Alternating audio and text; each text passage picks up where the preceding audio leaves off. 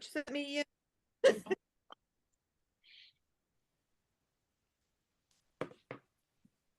Hello, everybody.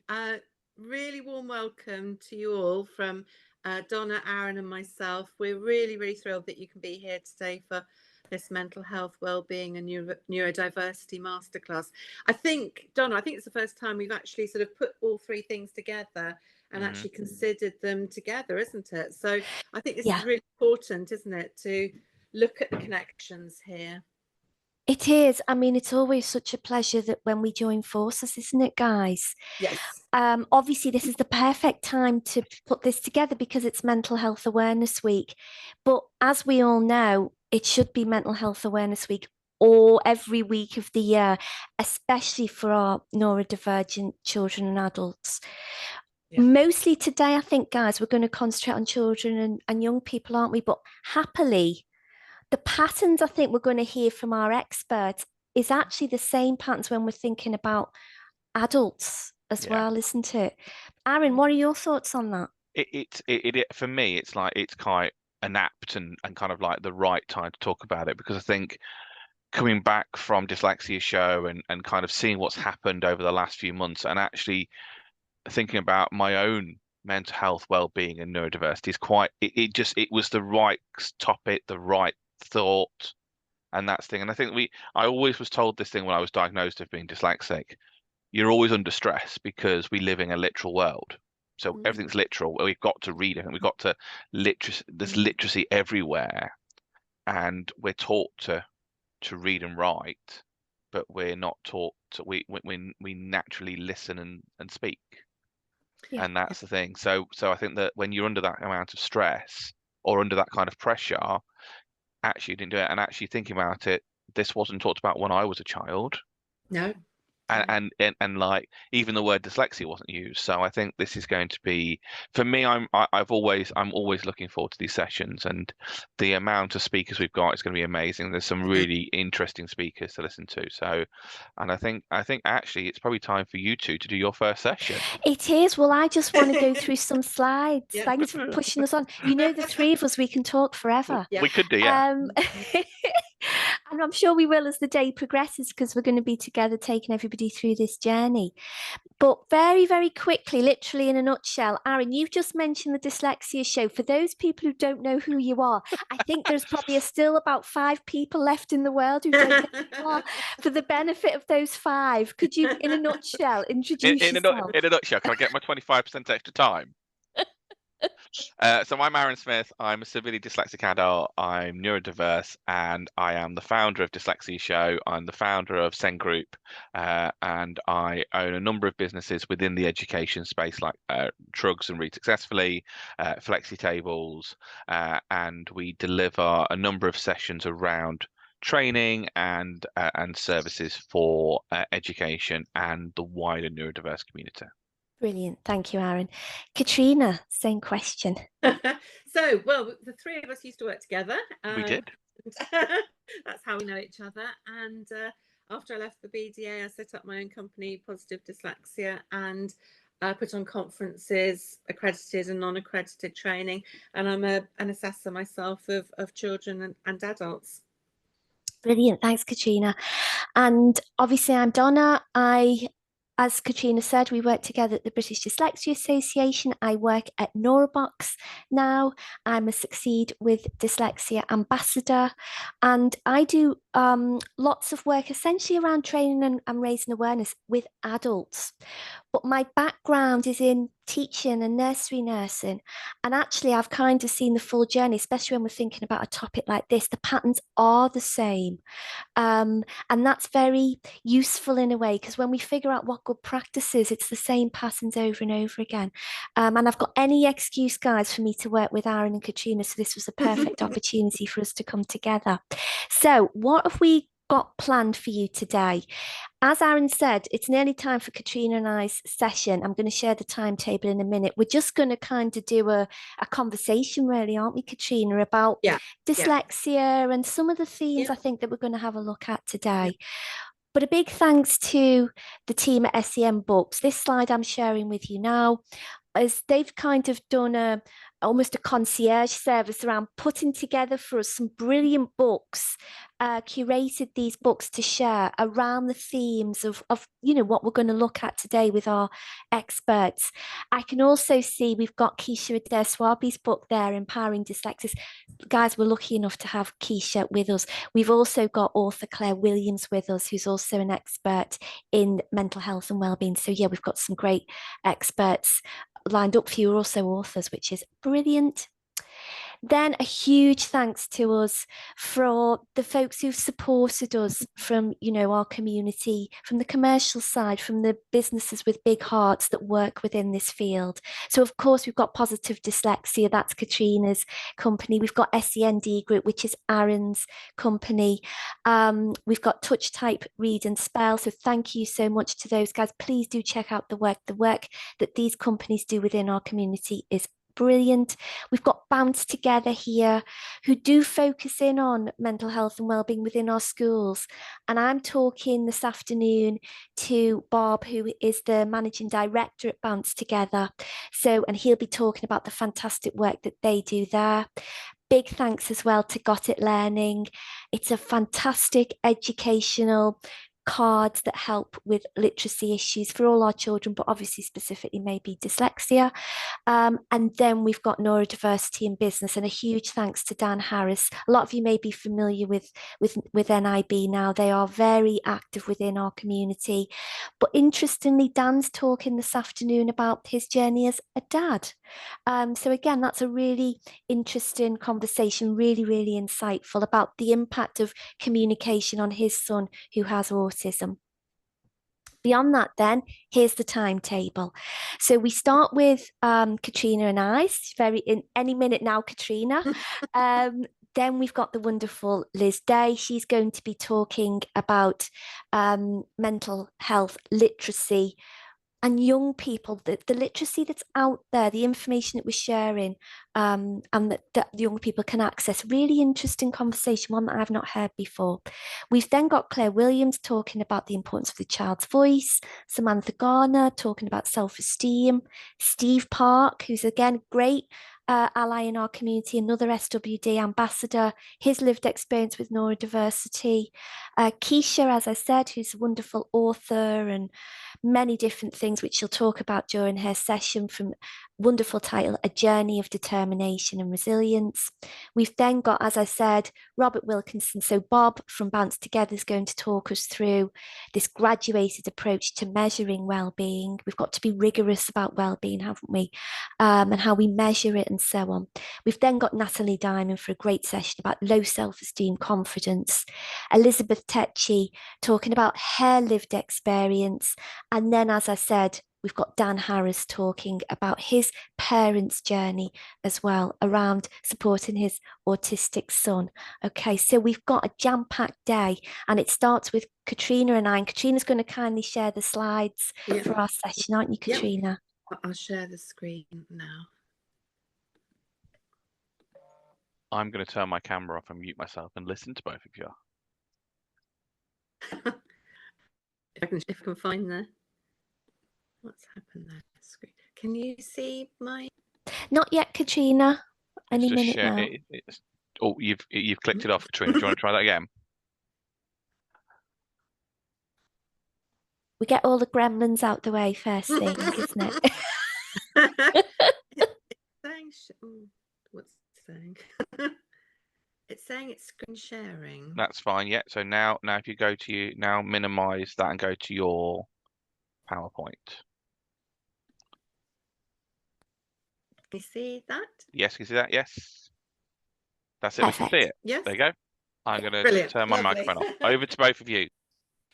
Okay, so this will be a very short session, won't it, Donna? But as always, we've got loads to talk about. Yes.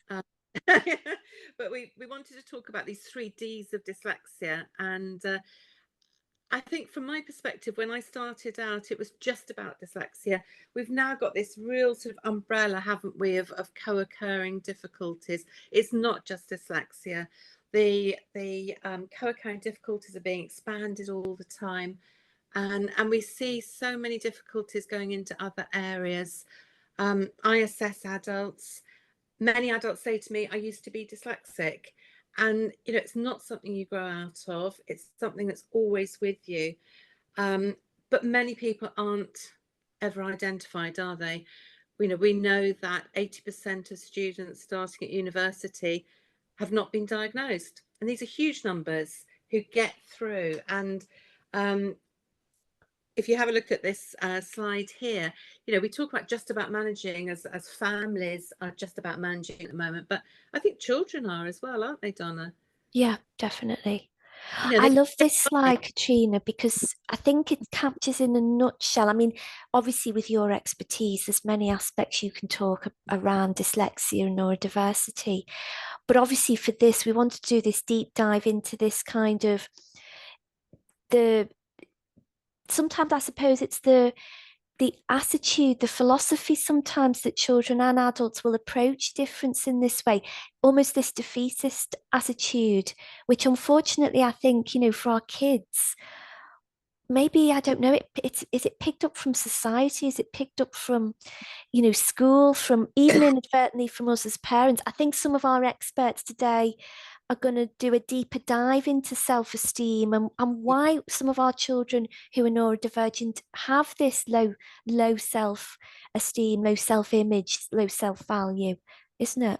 Well, I think it's a barrier, isn't it? It's a shield, and lots of children hide behind their difficulties, don't they? And there's a lot going on at the moment about dyslexia being a superpower, and I find that can be quite sort of a difficult concept for me, actually, because someone said to me, the only thing I've got in common with a superhero is that we both wear masks. And yeah, I interesting. think, yeah, and I think it's that whole thing about children hiding behind, and perhaps their behaviour changes, and that's their way of coping. Girls, we know a lot more girls are being diagnosed with ADHD, with autism, with dyslexia, because they are very good at hiding, aren't they? They're very good at coping, managing. Then sometimes it just becomes too much, doesn't it? Yeah, it For does. them. And And yeah, as you say here on this slide, it's exhausting as well. And I know Natalie Diamond's session this afternoon, she's going to, part of it's talking about getting enough rest. And this was yeah, also, this decompression was what we wanted to yes, pop into this slide deck, because we know yeah, how important rest is. And of course, immediately we all think, okay, rest is sleep. But what we're yeah, going to share shortly, Katrina, is that it's more than that, isn't it? Yes, of course, rest, having a good night's sleep is really, really important. But again, we wanted to share there's some different ways that we can make sure that we take a break, that we have rest. And actually we need to make sure that we do allow our children to have these different types of rest as well. Because I yes, honestly think, as a mum myself, I know from my own children over the years, if they're not rested, I think that's the foundation for everything else to be built upon. And of course, if we've got neurodiversity in the mix, it yes, just makes it harder if you're yeah, constantly yes. operating from, a place of fatigue, isn't it? And again, with my own children, I think they thought that resting was going on games, Yes. and Yeah. it's not. Yeah, because physically you're sitting in hopefully a nice comfy chair, just chilling out. But Yeah, it's not, as we know, it's not rest. And so when we share in a moment about the different types of rest, it's interesting to see that it needs to be a break from technology as well, isn't it? absolutely, yes. So let's go on to the next slide. I think also best to point out as well that at the moment with the exam season, children are probably getting less rest because they're Yes. revising harder. They're trying to cram for exams, and we know that dyslexic children, for example, can't cram for exams because of their working memory difficulties. So that leads to more stress. And yeah, it is a vicious circle, isn't It it? is. It is. And I think our conversation, Katrina, sets the seeds for the experts that's to come Yeah. talking about some of these issues, because this defeatism is something that I've been aware of, obviously not just with our children and young people, but I kind of see the other end of that, the life journey, as I'm working a lot with adults who have this kind of feeling often, because unfortunately of the life experiences they've had by the time they get to adulthood, which have been in childhood, which, you know, informs who they see themselves to be. And I put together here, and please do chip in, Katrina, because it's always brilliant to hear your thoughts on this. But I think we've got this idea. I think, to my mind, these ingredients will come together to start to, you know, create this sense of our children feeling less than. And so we've got here being judged, you know, so that's being judged by us, by friends, by school, being compared to others. And I think, as it says here, what that starts to happen is that external judgment starts to become an internal judgment then. And then it's this creating this negative self talk, which again, I know our experts will pick up on today. So there's this running commentary, I think, that unfortunately of our children and young people, and then ultimately adults will have, where, you know, they've internalized a lot of the negative feedback and judgments that they've been on the receiving end of. This is a really interesting one, is perfectionism. And I think on one level we think, well, why not strive for perfection? But actually in this context, it's a very negative thing, because I think what it brings is the fear factor that if something isn't perfect, then there's this frozenness, I think, isn't there, Katrina, where you feel a lot of kids think, I can't do it because it's not going to be that great, which I think links on to the idea that I'm being judged by what I produce. It's not going to be great. It's far from perfect. So you know what? I'm not kind of even going to give it a go. What are your thoughts on that, Katrina?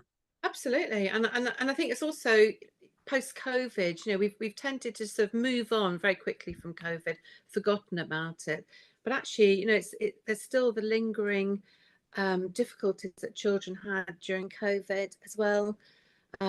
Isolation, all of those things, you know, we can't forget about it, even though we have moved on as a society.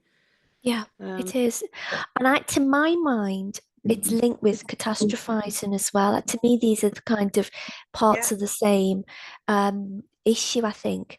So this idea of catastrophizing, believing that the worst will happen. So again, often it becomes almost, I think, a self-fulfilling prophecy, doesn't it, Katrina? You're thinking, you know, it's that you're not going to do great, something bad's going to happen. And so that it kind of does, or you're looking out for those kind of clues that, this is going horribly wrong. So again, I think this can lead to a similar place where perfectionism leads, although on the surface they look very different. This idea then of children feeling stuck or frozen. But again, the root of it is this fear factor, similar to perfectionism, I think. Any thoughts on that one? Because I meet a lot of adults who catastrophize, Katrina. Oh, absolutely. I think there's so many different ways people deal with it, don't they? They internalize, they don't sleep properly, but there is that fear. And you know, and sadly, you know, there's lots on television as well, isn't there, about you know, post I can't even say it. Yeah, I know what you mean. Yeah. It's within our culture, kind of a negative culture, isn't it? Scary culture. So of course children will absorb that. And again, I think some of our experts today will, you know, explore what we can do to maybe try and counteract that, because as you say, Katrina, you're almost swimming against the tide with a culture of negativity, isn't it? And then of course, why wouldn't it? It leads to worry and self-doubt, all these issues coming together. And you know, here's this word again, the fear factor is associated then with learning and living, you know, it's life skills as well. It's not just in the classroom. And then we've got an issue, and again, you know, I suspect some of our experts will talk about this today. We've got sometimes for children this idea then that in order to try and I suppose survive and help themselves, they develop this over controlling strategy. It's a compensation strategy, isn't it? Where they're desperately trying to control everything. It's a way of trying to survive, I guess. But ultimately it will lead to demotivation when they find that they don't have that control, and that's missing, because none of us have complete control over everything. Is that something you've seen with the youngsters you work with, Katrina? Particularly in girls, I would say. I mean, in a very small aspect, I see it in handwriting, where girls work on their handwriting so that it looks very neat, but actually it's hiding lots of spelling errors. But I think that is something very very much that girls do. Yeah, it's brilliant to think that having this knowledge and these patterns, which again, this is just a little taste of what's to come today. It's good to know that hopefully then we can try and figure out how we can support kids in these ways. Because Arran said at the beginning, we didn't used to think about things in these ways. We didn't used to have these conversations, isn't it? Yeah. Katrina, would you mind sharing the next slide? Yes. So this was really about there is a typical profile of a child with dyslexia. They're all different. They're all very individual, but many of them have processing difficulties. That means that by the end of the day, they're exhausted by having to keep up with their classmates. And that again goes into adulthood as well. And adults don't often recognise that's why they are so exhausted. They're probably disorganised, and that leads to stress if they've turned up at school having forgotten their homework or their PE kit.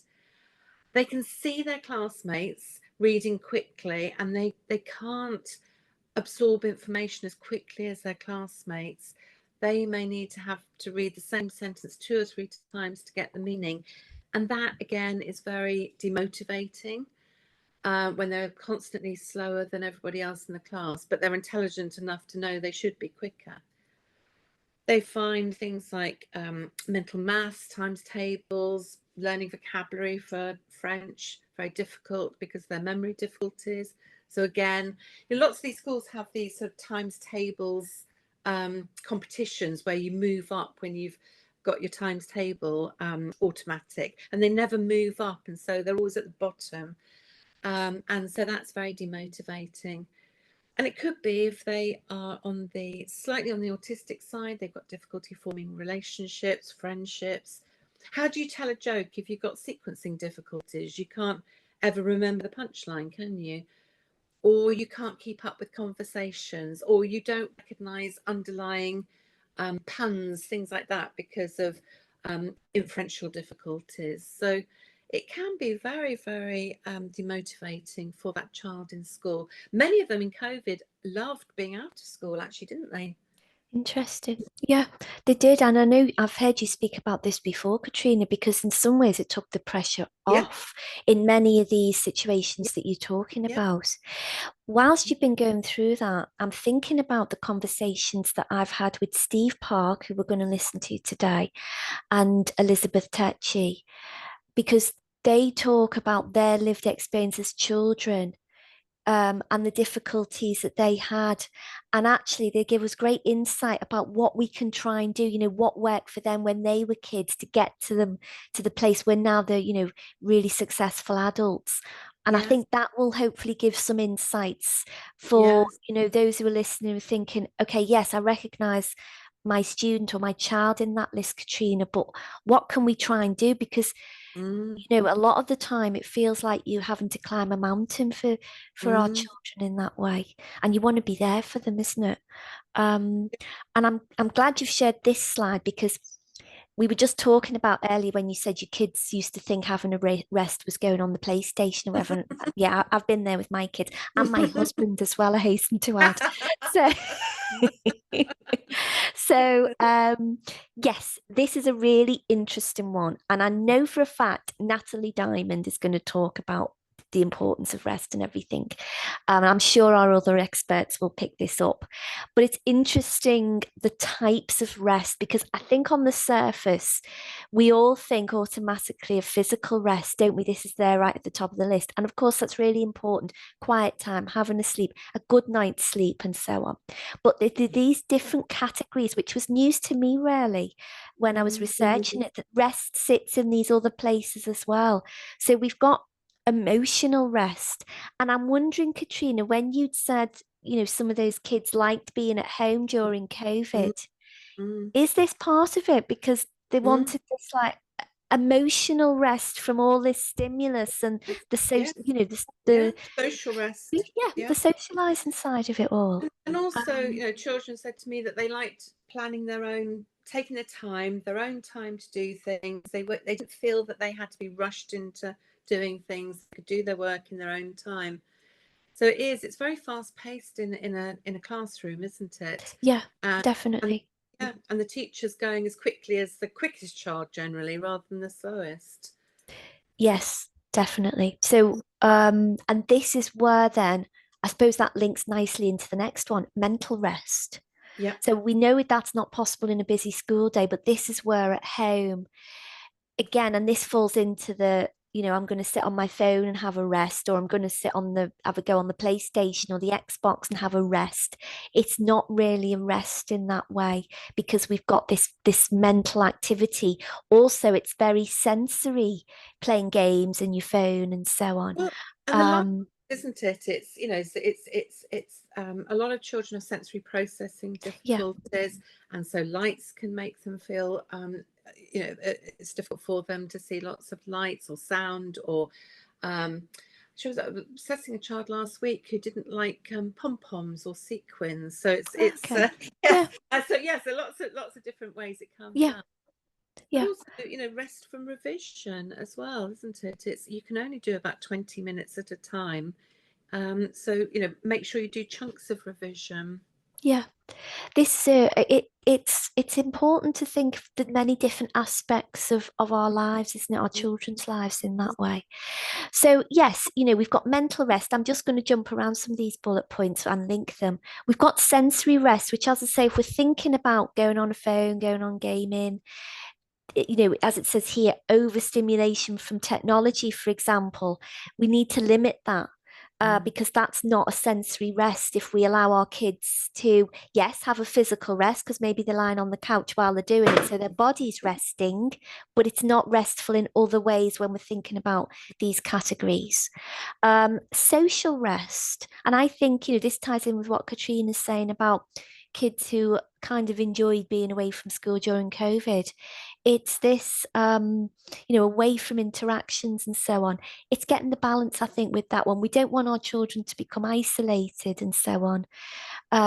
But it's about having a break, I think, Katrina, isn't it, as well? But also, you do find some parents, they want to keep their children occupied the whole time. Yes. And, it's picking them up from school and taking them to a club and taking them here, there and everywhere. Sometimes children just like to just flop down and do nothing. Yeah. Exactly. That's right. Or, play dates. Because I know from being a mum myself, even though my kids are grown up now, if you weren't doing your activity, swimming, whatever it might be, I know one of my kids was doing karate and so on, you'd think, right, well, let's have a play date. They're not doing anything tonight, so let's join up and they can have, a great time with other kids. And yeah, that's lovely. But if we think about allowing our children to rest socially as well, that's not actually a social rest as well. And I know sometimes, my kids would say, I don't feel like it tonight. And you'd be saying, come on, it's fun. But actually, unbeknownst to me, I hadn't really thought in these ways. Actually, yeah, maybe they did feel fatigued in those ways. We've got then creativity as a form of rest. Now, this is interesting. This is an antidote to some of these things. Being creative is actually a form of rest. And then we've got a spiritual rest. So creativity and spirituality are the kind of replenishers here. So creativity, whatever that may mean to you, it's not always the arts. And spiritual, and again, independent of religious beliefs or so on, meditation, quiet time, listening to relaxing music. Interesting, those two are replenishers, Katrina. Yeah. Just having a walk, an awe walk, isn't it? Where you're looking up at the sky and just sort of being mindful. So yes, it's very important. Yeah. And again, I know certainly the conversation Natalie Diamond will have with us today is about mindfulness in that way.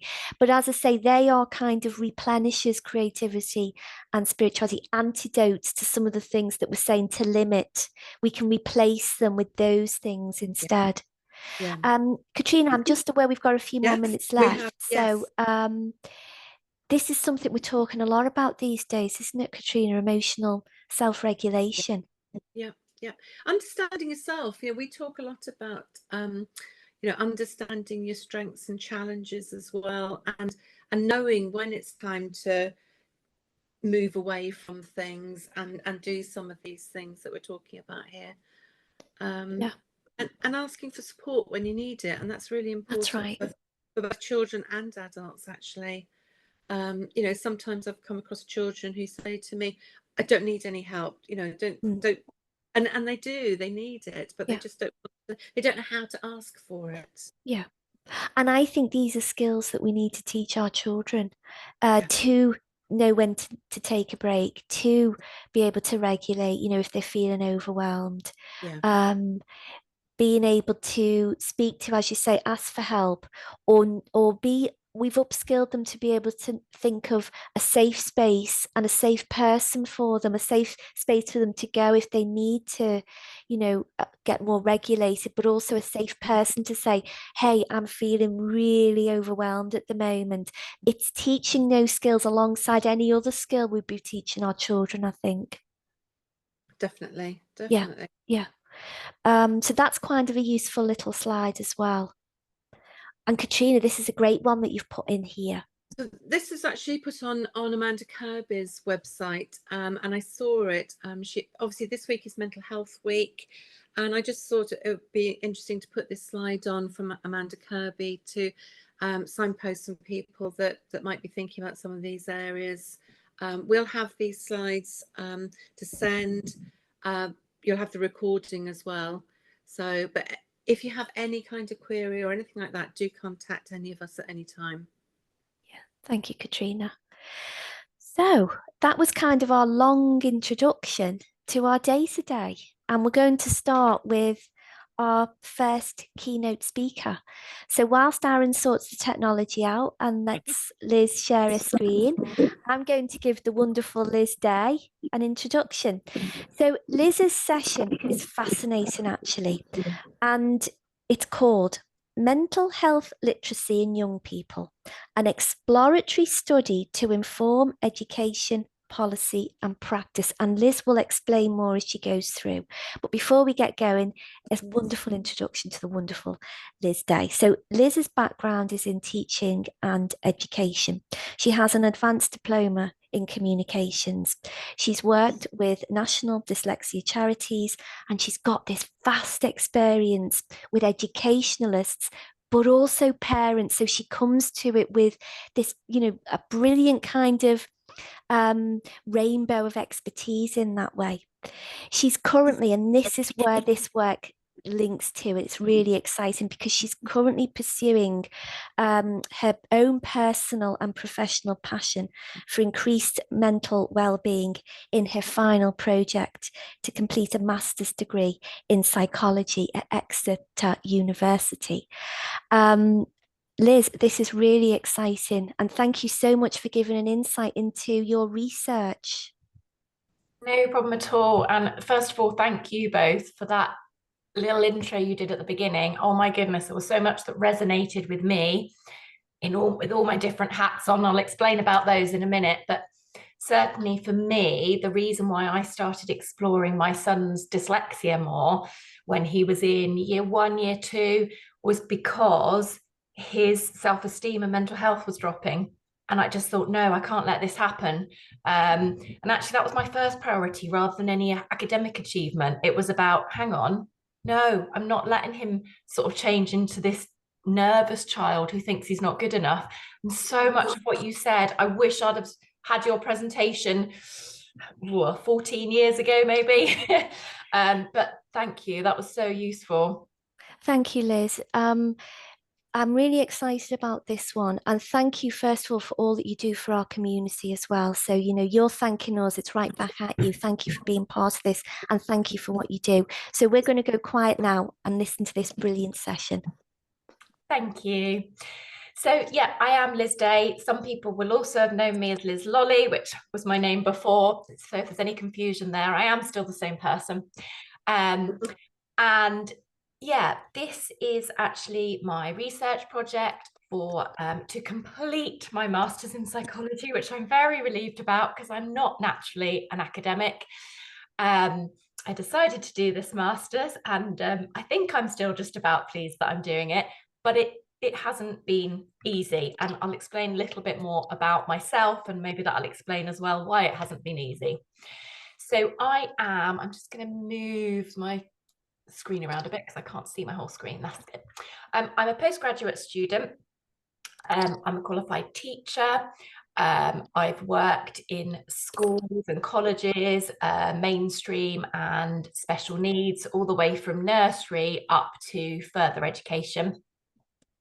I'm also mum to a delightfully dyslexic son, and a daughter who is probably more or less neurotypical. And I'm a neurodiversity advocate. I work as a freelance consultant, have done for the last 5 and a bit years. My main client is Touch, Type, Read and Spell, who I just love doing work with. And my own son used TTRS, hence why I became sort of aware of them. And then I worked alongside them when I was working for the British Dyslexia Association. And then for the last few years, I've done various work with them. I love having the opportunity to partner with other organizations and just help people and provide support. And you can see with the different things on the screen there, I like to get involved in whatever I can really to help and join the conversation. And then something that really, I'm trying to think of the timeline, it's probably only in the last 2.5 years that I suddenly had this realization that actually, possibly a lot of the reasons why I've personally had mental health difficulties is because I've got undiagnosed ADHD, and I'm still just over 2 years into a probably 3-year waiting list to have that confirmed. But I've spoken to enough experts, enough people, looked at it myself, that I'd be very shocked if when that assessment comes round, they don't agree that I have ADHD. And for years, I was passionate as a child, as a trainee teacher, and as a qualified teacher, and in everything I did, I was so always fighting for people who weren't feeling good about themselves or had a bit of a difficulty. And sort of over time, I started thinking maybe it was because of my son being dyslexic, but realistically, it happened before I even had my son. And I think probably it's actually all connected to the fact that I struggled myself so much. Academically, I was fine, but in my head, I really, really struggled at school and found things really difficult. So it's that realization that actually I'm in that category as well has sort of empowered me, I suppose. I already wanted to do loads to help other people, and now it's all fitting in and making sense. So while doing my master's in psychology, we've covered various different areas, and I was able to choose. Sorry, I'm trying to get the slide to move on, and it's not now. I have to move things around again. I had a wide range of things that I could choose from. I don't know why it's not moving on. Oh, there it is. And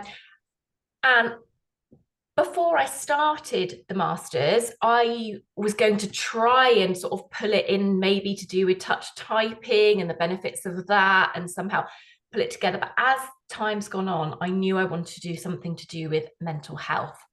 So this is the kind of, I suppose, more academic reasoning behind why I've chosen this research topic, but the personal reason I've already explained. So there's lots of studies and data that have led me to this research project. Sorry, I've got the word proposed research project in there, but it is actually a full research project now. There are lots of studies have indicated a rise in mental health problems in young people, as I'm sure we're all aware. Others that have evolved from the discovery of the benefits of health literacy and therefore mental health literacy. And I'll explain more about what I mean by that in a minute. And then the increase in belief in the role of positive psychology.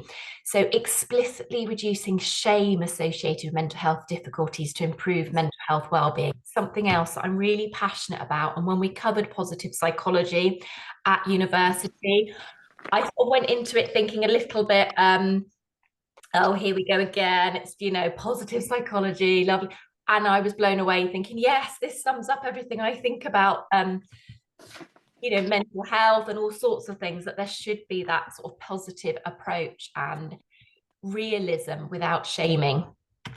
So what is mental health literacy? And I've actually had quite a few friends and colleagues or ex-colleagues who are teachers say, well, what do you mean by mental health literacy? And I think one of the best definitions I've found so far is from Jorm et al., who actually first came up with this term.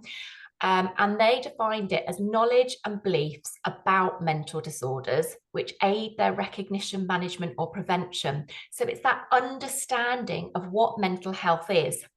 And initially, this very much focused on all the things that were wrong. So the disorders, what could happen if you had mental health issues, rather than any of the kind of protective factors and self-help strategies. So I was keen with my research to really find an angle at the understanding of the problems, but also how to help. And DS et al. Have done lots of research around this, and they initially actually came up with a 3-factor structure. And then in 2018, they came up with a 4-factor structure to mental health literacy. And these 4 factors, which are going to be a key part of my research, are knowledge of mental health problems, erroneous beliefs and stereotypes, so the false things people believe about mental health, first aid skills and help-seeking behaviour, and also self-help strategies. So from this led to my research question, which is how strong are each of the 4 factors of mental health literacy in young people as identified by DS et al., which could most benefit from more support via education, policy and practice to enhance mental health literacy in young people.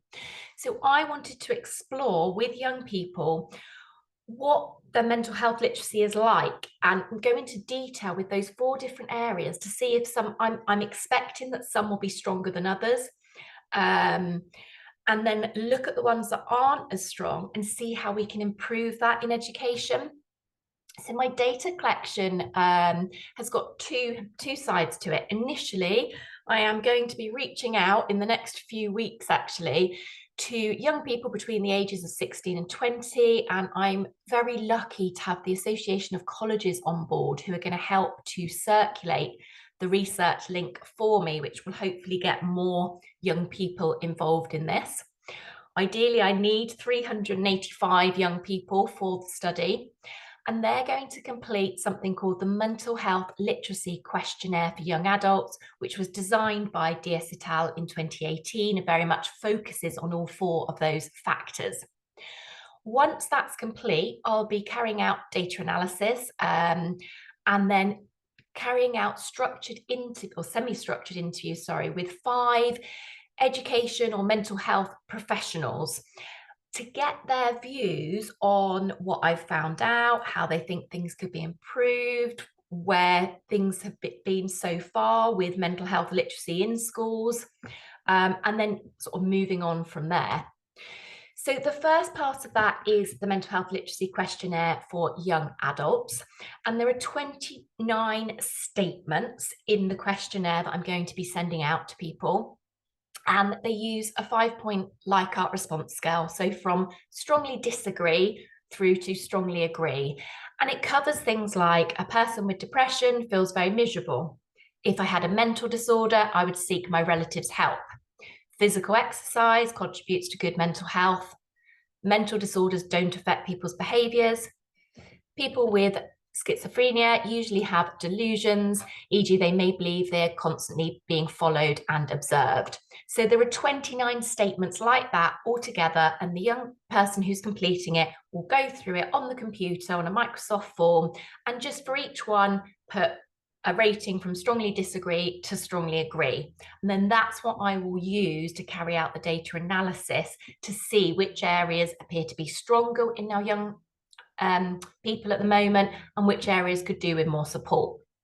once that analysis has taken part, I'm going to be interviewing some professionals. I already have someone from the Association of Colleges who's a mental health expert who's agreed to be one of my participants for this, and I'm looking to connect with other people from the Department for Education, some of the mental health charities, to make up the rest of those people to interview. And I'm going to be asking them just things like, what do they actually think mental health literacy is? Because there's quite a sort of discrepancy as to what people think it is, or it's unknown, and people think, are you talking about the words? Are you talking about what is it? So I'm going to be asking them that, first of all, to find out sort of if we're all on the same page when we're talking about mental health literacy, how it's changed in young people in recent years.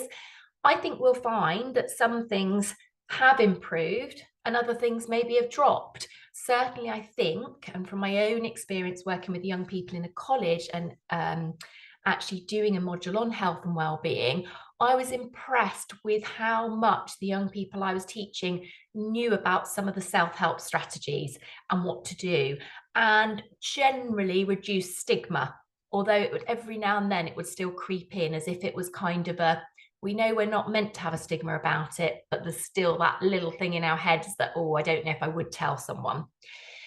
So I'm going to be asking these people I interview specifically about the results that I've found. So are they surprised that these factors are stronger and these are weaker? Why do they think that might be? And really importantly, what do they think we can do to improve those areas of mental health literacy so that we can help our young people to have a stronger mental health literacy, with the idea it then improves their mental health and mental health of people around them, because they understand and they can support people and signpost them for the right help. So the long-term aims and objectives for me, beyond the fact that I have to do some kind of study to complete this master's that I really want to be done and dusted, I never like doing any kind of project or assignment just as a tick box exercise. So for me, it's about, yes, finishing my master's, but also so that I can add to conversations about mental health in education, increase awareness of the importance of mental health literacy, and how highlight, there's lots of research out there that highlights that when people understand what mental health is, both the disorders and how to help themselves, that their mental health improves. And then I'm trying, having heard about perfectionism earlier and knowing that's a slight issue of mine, I'm trying not to put too much pressure on myself, but there is a thought that I may try and get the research published, and my research supervisor will help me with that, so that we can further influence education policy and practice and just get it talked about a little bit more. Thank you very much for listening. If anybody would like to find out more about this study and the results, or they're involved with young people aged between 16 and 20 who they could share the survey with, please contact me. I'd love to hear from you. I am hoping that a lot of it will happen through the Association of Colleges, but it's a lot of people to get to respond. And I know what my two children who are in that age bracket are like when they receive emails and communication asking them to do things. Doesn't very often get done. So if anyone can help with that, please let me know. Thank you very much. Brilliant. Thank you, Liz. I'm wondering if being an SWD ambassador, succeeding with dyslexia might be able to help to disseminate as other organisations will, because it's such a worthy cause. It's fascinating to listen to you talk in that way. You've got so much of your own lived experience as a parent, but also, you know, your own journey around neurodiversity as well. On the back of that, then, thank you so much. It was really interesting. Anybody got any questions who's with us live? For folks who are listening to the recording, Liz, I'm guessing people can just reach out and email you if they'd like to find out more, as you said. Yeah, I've got my email address and LinkedIn, so please feel free to contact me and yeah, ask any questions or add to the conversation. Yeah. Importantly, how's your son doing? Amazingly. Good. Yeah, really, really well. And actually, it was nice hearing all your information and thinking, yes, that's kind of how we approached it. And I wanted to be able to say, actually, and I forgot this at the beginning, that having seen that I did very much go for approach, very much like you guys were talking about, that he is thriving now. He's 17, he's in college, and he is doing a BTEC, which wasn't the natural progression from the school he was at, and he's someone who doesn't particularly like change, so he would have automatically gone on to sixth form, done A levels, and probably got through it, but not enjoyed it and not thrived. Whereas I had the conversation early enough to give him time to think about it, about moving to the college and doing a BTEC. Also for him, the no-brainer came along when I explained he could also be part of the football academy. He's like, you mean I can play football today? Why didn't you say that first, Mum? That was the clinch, really, plus not having to do exams. And he is thriving. And because it's not exam-based, it's a lot of presentations, a lot of group work. He's suddenly finding that he's a natural leader. And he is so lovely to hear him talk about how he's supporting his friends. And he's coming up with documents for his friends to help them with their assignments.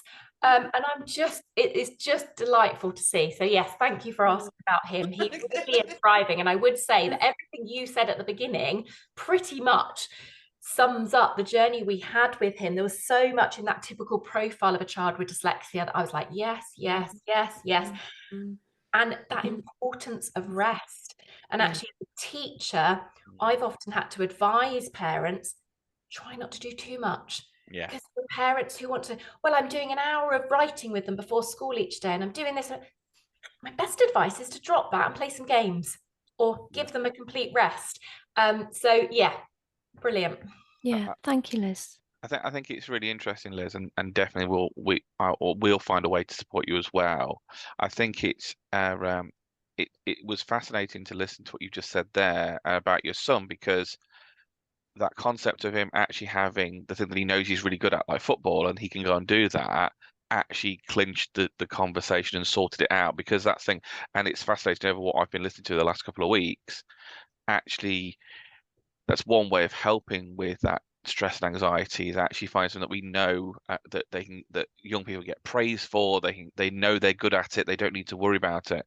And it's like what Katrina and Donna said about the concept relating to this superpower concept. Actually, yes, there is strengths of dyslexia, the strengths of neurodiversity, but actually having something that we know we're good at and something that we can see we're achieving in and being praised for it can actually go a long way. 100%. And I know, again, from personal experience, there was a big link with a drop in my mental health as a young person when I stopped doing competitive gymnastics. Because all the time I was doing that, I was always achieving like a new skill, a new move, whatever it might be. When I stopped that, I didn't feel like I was achieving. And certainly that had a big impact. So yes, having something you achieve at is amazing. Yeah, brilliant. Yeah, really great start. Thank you, Liz, for being one of our experts. It's always such a pleasure to work with you, and thank you for sharing that information. I think this conversation will carry on, isn't it? Because we really want to support your work as well. So, guys, we've got a few minutes now to have a comfort break. I can see the wonderful Clare has joined us. Hi, Clare. Hi, Clare. I'm so excited for this talk, but we're going to take a comfort break. We're going to give Arran a chance to sort out the Claire's slides and everything. Before we go any further, though, there is two questions. Oh, is there? Gosh, sorry, guys. I'm that busy trying to give us a break. That's it. So don't read the names out because I don't want them recorded. No, I won't. So the first person said about. So we've got Liz. If you're still with us, we've got one of our listeners saying they agree 100% with you about BTEC for dyslexic students. So thank you for that comment. Then we've got another comment from a different listener. Thanks for these guys. It says, I've recently been studying supporting autistic students in higher ed, and several have discussed with me that they benefit from some explicit discussion about features of mental health difficulties. They don't necessarily recognize the physical signs in their bodies. So interesting. That is, it's really interesting. Yeah. Yeah, and some of those conversations are happening because, again, it's one of the things that we covered, and although it's very much my area, it was a standard topic from the BTEC I was working on to talk about health and well-being, and we did talk about the physical and mental aspects and how they come together. So some of that is happening, but maybe specifically because of the course I was teaching on. Yeah. And for that delegate, please do reach out to Liz. Sounds like maybe your work's aligned in some ways. And this is what today's about as well, guys, isn't it? Sharing great practice, sharing ideas, networking as much as we can on a Zoom. So oh dear. Okay, right. So we must take a break, Arran. So thank you again, Liz. Sorry for those questions that I missed. Thank you, Arran. So we'll take a few